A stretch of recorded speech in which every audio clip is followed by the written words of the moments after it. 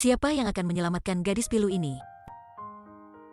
Dia sebenarnya sehat, tapi dipaksa ke meja operasi 8 kali oleh orang tuanya. Dokter siap mengambil sumsum dan darahnya untuk mengobati kakaknya yang terkena kanker darah. 11 tahun ini hanya perlu kondisi kesehatan si kakak KT jadi baik. Adiknya Ana segera diminta ke meja operasi untuk menolong kakaknya. Hal ini membuat gadis kecil Ana merasa takut karena tubuh kecilnya diperiksa oleh orang lain.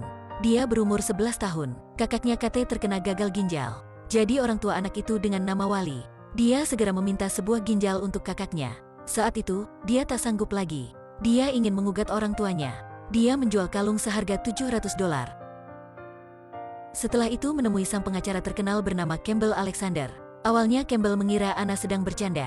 Tapi setelah melihat dokumen tentang operasi dia terdiam. Dalam hatinya terucap, "What the hell?" Untuk menyelamatkan anak sulung. Orang tua membebani anak bungsunya. Inilah penanganan orang tua kan? Hal ini membuat Campbell tak habis pikir. Tapi Ana tahu jelas penyebabnya. Saya adalah anak dilahirkan dengan metode fertilisasi dalam vitro. Orang tua melahirkan saya untuk mengobati kakak. Meskipun Ana hanya membawa $700. Tapi Campbell sudah menerima kasus ini. Tapi dia ada pertanyaan. Ingin gadis kecil ini mengkonfirmasi secara jelas. Tahukah kamu akibat dari tidak memberikan ginjal? Tahu, kakak akan mati. Beberapa hari selanjutnya pada sore hari, ketika pengadilan mengirim surat ke rumah sakit, ibu Ana, Sarah Fitzgerald tampak cemas. Anak sulung KT masih terbaring, menunggu Ana memberikan ginjal. Tapi anak bungsu Ana meminta pengadilan tak ingin operasi. Pada saat emosi, Sarah menamparkan Ana. Ana sangat sedih keluar kamar.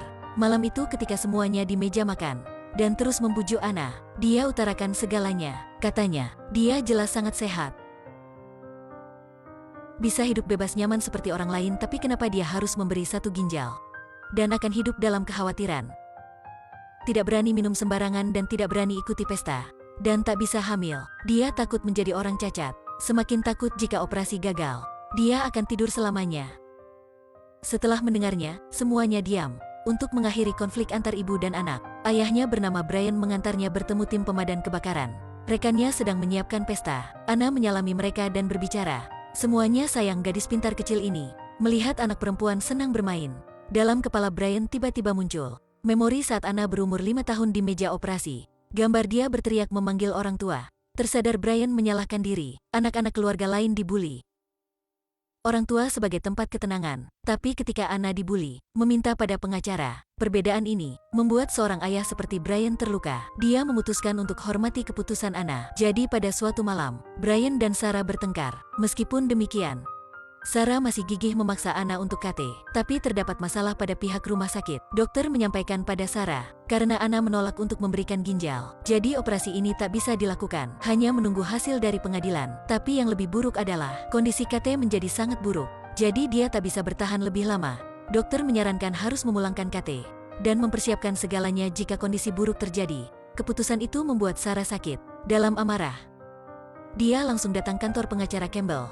Sarah sebelumnya pernah menjadi seorang pengacara. Dia tahu pengacara terkenal Campbell Alexander menerima kasus hanya untuk uang. Tapi kali ini, Ana hanya membayar $700. Bagaimanapun bisa mengundang pengacara Campbell.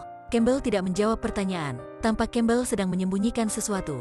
Saya hampir mempercayaimu peduli pada Ana.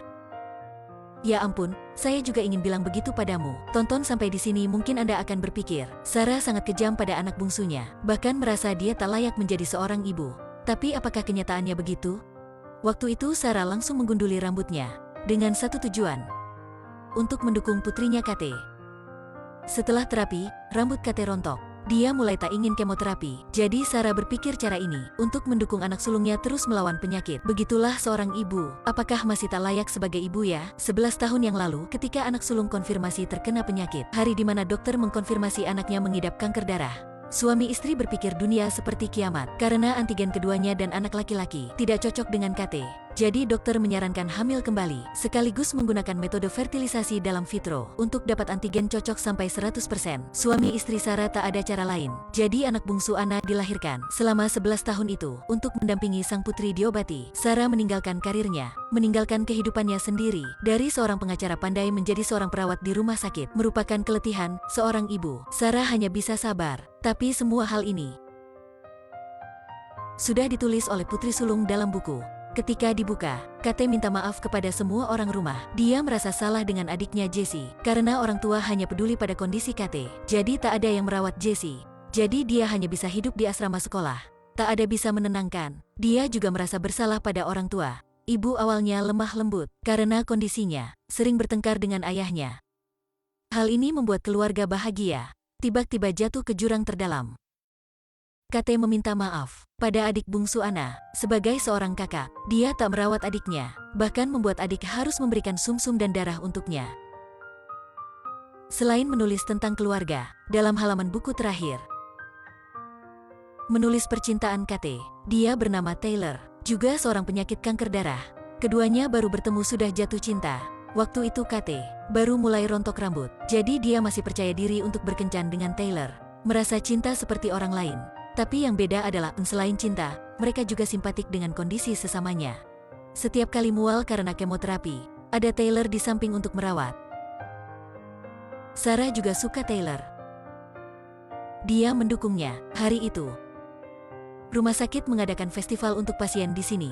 KT dengan rambut palsu dan gaun. Dia senyum turun dari tetangga. Sarah pakai kamera, memfoto untuk KT dan Taylor sebagai kenangan. Pandangan itu seperti dalam pernikahan, membuat sang ayah merasa kesenangan dan nostalgia ketika putrinya menikah. Waktu Brian Fitzgerald sedang simpatik, KT sudah di sampingnya. Brian beri tangan putrinya untuk pengantin laki-laki. Pengantin laki-laki ajak pengantin perempuan keluar rumah orang tuanya dan mulai kehidupan baru mereka. Inilah hari paling bahagia KT dan Taylor. Dalam waktu yang indah ini, mereka berusaha bahagia seperti orang lain, tapi kebahagiaan mereka sangat pendek. 3 hari kemudian Taylor sudah berpulang. Kebahagiaan KT padam. Hal ini membuatnya bertindak bodoh. Satu hari, KT di depan Ana ingin minum obat tidur. Untungnya Ana datang tepat waktu. Jadi hal buruk tak terjadi. Setelah itu, keduanya tampak membuat perjanjian. Si kakak KT tidak ingin bunuh diri lagi. Dia hargai setiap hari di samping kerabatnya. Tapi hari begitu singkat. KT karena terkenal gagal ginjal jadi harus ke rumah sakit. Selanjutnya, orang tua memaksa Ana memberikan ginjal untuk kakak. Jadi gugatan orang tua baru terjadi. Waktu menunggu pertimbangan pengadilan, situasi KT semakin serius. Kesehatan dia semakin buruk. Tapi meskipun begitu, dia minta ayah mengajaknya ke pantai. Setelah disetujui oleh dokter, Brian ajak KT dan Jessie keluar rumah sakit. Ketiga orang ke sekolah, menjemput Ana sedang dalam kelas. Setelah 11 tahun, ini kali pertama keluarga berkumpul bersama. Tapi kenyamanan itu cepat dipecahkan oleh Sarah. Waktu itu Sarah hanya ingin menang gugatan dan kemudian mengambil ginjal Ana untuk KT. Dia akan diam begitu saja agar bisa mengantar putri kembali ke rumah sakit. Sarah sudah bertengkar keras dengan suami. Keduanya bahkan ingin bercerai. Tapi akhirnya Brian masih ajak anak-anak ke pantai. Tak ada cara lain, Sarah harus ikuti mereka ke pantai. Akhirnya keluarga ada kesempatan bermain. Melihat kedua adik akhirnya bisa bermain, asyik bermain, KT tiba-tiba berdiri dan berlari ke senja. Ketika cahaya hangat bersinar di wajah KT, gadis kecil melawan penyakit semua hidupan akhirnya tersenyum kembali. Hari berikutnya, pengadilan dimulai. Di pengadilan, Sarah undang banyak dokter dan ahli. Dari sudut kedokteran, semuanya menyarankan Ana berikan ginjal untuk KT. Meskipun demikian, Sarah tak bisa menang. Karena dalam 11 tahun, Ana masih kecil. Sudah mengalami operasi, orang tua memutuskan. Kenyataan ini tak bisa diegokan. Mereka tusuk suntikan itu pada tubuh Ana. Merupakan tusukan langsung ke tulang kan? Sebesar apa kepala jarum itu? Pertanyaan ini dari pengacara Campbell membuat si Bunda Sarah sangat malu. Waktu itu dalam kepalanya adalah gambar Ana ketika di meja operasi. Tapi hal ini tidak membuat dia berhenti, tetap menyelamatkan anak sulung KT. Sampai akhirnya, Sarah bertanya kepada Ana. Biasanya hubungan saudara sangat akrab. Ana bahkan sering memandikan kakak. Sarah tak bisa ngerti cinta akrab itu. Kenapa dia berikan ginjal untuk kakak? Pertanyaan ini membuat Ana tak tahu harus bagaimana. Tapi dalam waktu Ana sedang berpikir, si kakak laki-laki tak bisa tahan lagi ungkap kenyataan. Ternyata rencana menggugat orang tua bukan direncanakan oleh Ana. Yang berencana adalah KT. Puluhan tahun ini, dia sudah tahan kesakitan. Setiap kali penyakit kembali, perlu sentuhan adiknya. Hal ini membuat KT sangat malu. Meskipun dapat ginjal dari Ana, dia juga tak bisa sepenuhnya sembuh. Jadi cepat akhir semuanya lebih baik. Itulah pilihan terbaik untuknya. Dalam waktu Sarah dan putranya bertengkar, pengacara Campbell berdiri. Dia keluar pengadilan, tapi belum sampai beberapa langkah, langsung jatuh dan mulai kejang otot. Waktu itu Ana tahu. Pengacara adalah orang yang terkena epilepsi. Dia tahu jelas kesakitan ketika tidak bisa kontrol diri. Jadi si pengacara terkenal ini baru dapat kasus ini dengan biaya hanya $700. Hakim langsung ke rumah sakit kunjungi KT. Setelah mereka konfirmasi semua bukti, kasus ini akhirnya tertutup. Sore itu, kerabat-kerabat yang tak pernah ketemu juga mengunjungi KT. Tapi tak ada yang ucapkan selamat tinggal. Mereka hanya ngobrol dan makan pizza. Kamar itu penuh dengan ceria, kayak ikuti pesta. Pesta diselesaikan, mereka cepat pergi. Untungnya keluarga pasien ini juga terbiasa dengan jenis kerabat seperti ini. Jadi tak mengeluh. KT minta ayah antar dua adik pulang dulu.